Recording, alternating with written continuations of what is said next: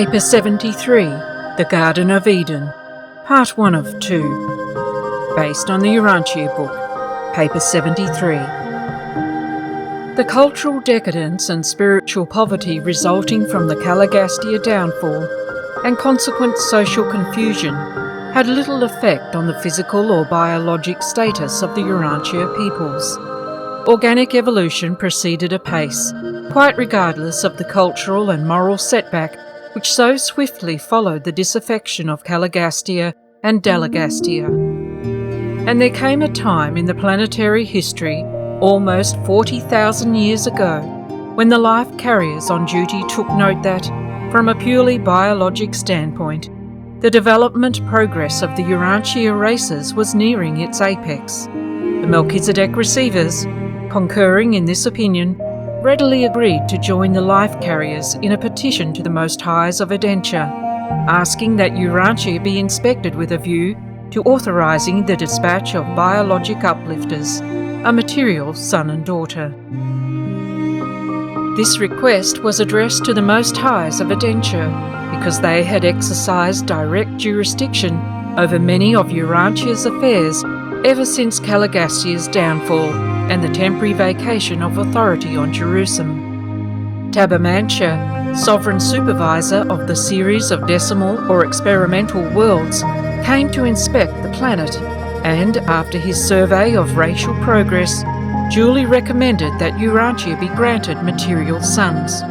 In a little less than 100 years from the time of this inspection, Adam and Eve, a material son and daughter of the local system, arrived and began the difficult task of attempting to untangle the confused affairs of a planet retarded by rebellion and resting under the ban of spiritual isolation. The Nodites and the Amadonites. On a normal planet, the arrival of the material sun would ordinarily herald the approach of a great age of invention, material progress, and intellectual enlightenment. The post-Adamic era is the great scientific age of most worlds, but not so on Urantia. Though the planet was peopled by races physically fit, the tribes languished in the depths of savagery and moral stagnation. 10,000 years after the rebellion, practically all the gains of the prince's administration had been effaced. The races of the world were little better off than if this misguided son had never come to Urantia. Only among the Nodites and the Amadonites was there persistence of the traditions of Dalmatia and the culture of the planetary prince. The Nodites were the descendants of the rebel members of the prince's staff, their name deriving from their first leader, Nod, one-time chairman of the Dalmatia Commission on Industry and Trade. The Amadonites were the descendants of those Andonites who chose to remain loyal with Van and Amadon. Amadonite is more of a cultural and religious designation than a racial term. Racially considered, the Amadonites were essentially Andonites. Nodite is both a cultural and racial term, for the Nodites themselves constituted the eighth race of Urantia. There existed a traditional enmity between the Nodites and the Amadonites. This feud was constantly coming to the surface whenever the offspring of these two groups would try to engage in some common enterprise. Even later in the affairs of Eden, it was exceedingly difficult for them to work together in peace. Shortly after the destruction of Dalmatia, the followers of Nod became divided into three major groups. The central group remained in the immediate vicinity of their original home, near the headwaters of the Persian Gulf. The eastern group migrated to the highland regions of Elam, just east of the Euphrates Valley. The western group was situated in the northeastern Syrian shores of the Mediterranean and in adjacent territory. These Nodites had freely mated with the Sangic races and had left behind an able progeny, and some of the descendants of the rebellious Dalmatians subsequently joined Van and his loyal followers in the lands north of Mesopotamia. Here, in the vicinity of Lake Van and the southern Caspian Sea region, the Nodites mingled and mixed with the Amadonites and they were numbered among the mighty men of old. Prior to the arrival of Adam and Eve, these groups, Nodites and Amadonites, were the most advanced and cultured races on earth. Planning for the garden.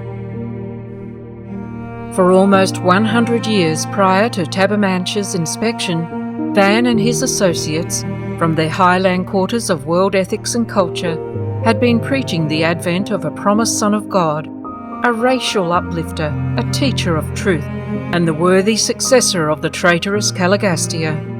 Though the majority of the world's inhabitants of those days exhibited little or no interest in such a prediction, those who were in immediate contact with Van and Amadon took such teaching seriously and began to plan for the actual reception of the promised Son.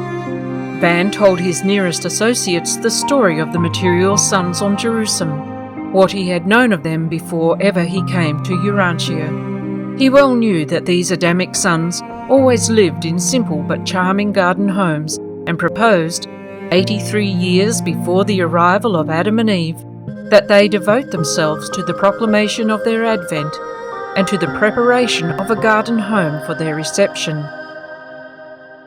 From their highland headquarters and from 61 far-scattered settlements, Van and Amadon recruited a corps of over 3,000 willing and enthusiastic workers who, in solemn assembly, dedicated themselves to this mission of preparing for the promised, at least expected, Son.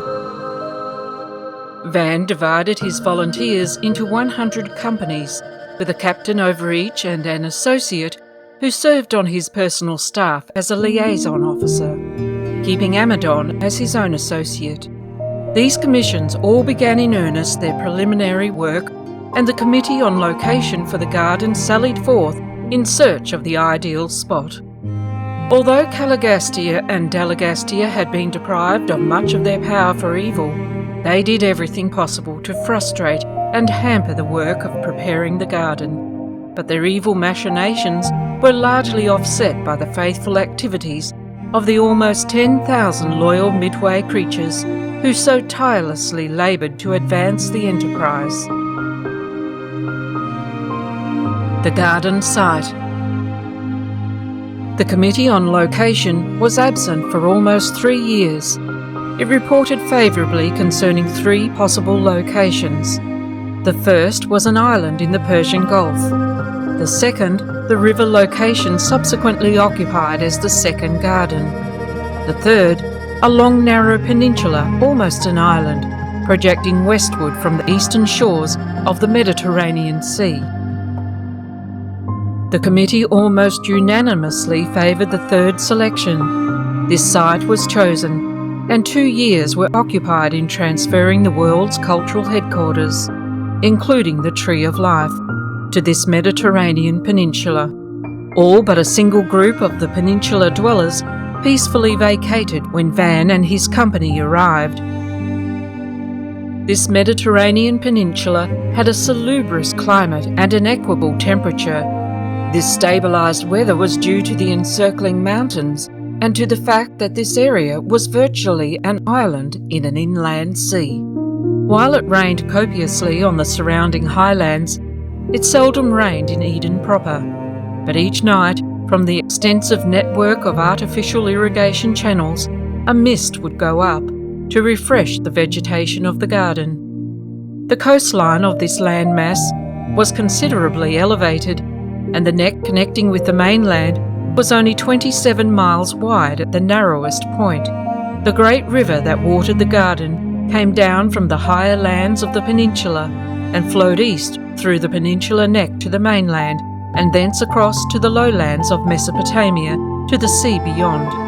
It was fed by 4 tributaries which took origin in the coastal hills of the Edenic Peninsula, and these are the 4 heads of the river which went out of Eden, and which later became confused with the branches of the rivers surrounding the second garden. The mountains surrounding the garden abounded in precious stones and metals, though these received very little attention. The dominant idea was to be the glorification of horticulture and the exaltation of agriculture. The site chosen for the garden was probably the most beautiful spot of its kind in all the world, and the climate was then ideal. Nowhere else was there a location which could have lent itself so perfectly to becoming such a paradise of botanic expression. In this rendezvous, the cream of the civilization of Urantia was foregathering. Without and beyond, the world lay in darkness, ignorance and savagery. Eden was the one bright spot on Urantia. It was naturally a dream of loveliness, and it soon became a poem of exquisite and perfected landscape glory. Establishing the garden. When material sons, the biologic uplifters, begin their sojourn on an evolutionary world, their place of abode is often called the Garden of Eden, because it is characterized by the floral beauty and the botanic grandeur of Urantia, the constellation capital. Van well knew of these customs and accordingly provided that the entire peninsula be given over to the garden. Pasturage and animal husbandry were projected for the adjoining mainland. Of animal life, only the birds and the various domesticated species were to be found in the park. Van's instructions were that Eden was to be a garden, and only a garden. No animals were ever slaughtered within its precincts.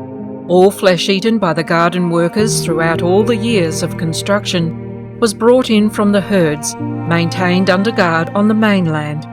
The first task was the building of the brick wall across the neck of the peninsula. This once completed, the real work of landscape beautification and home building could proceed unhindered. A zoological garden was created by building a smaller wall just outside the main wall. The intervening space, occupied by all manner of wild beasts, served as an additional defence against hostile attacks. This menagerie was organised in 12 grand divisions, and walled paths led between these groups to the 12 gates of the garden, the river and its adjacent pastures occupying the central area. In the preparation of the garden, only volunteer labourers were employed. No hirelings were ever used. They cultivated the garden and tended their herds for support.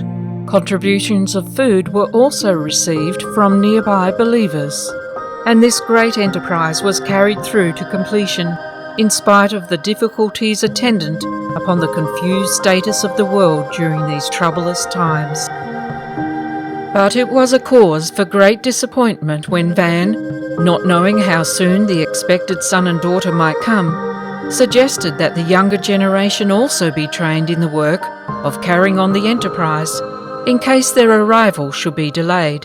This seemed like an admission of lack of faith on Van's part and made considerable trouble, caused many desertions. But Van went forward with his plan of preparedness, meantime filling the places of the deserters with younger volunteers.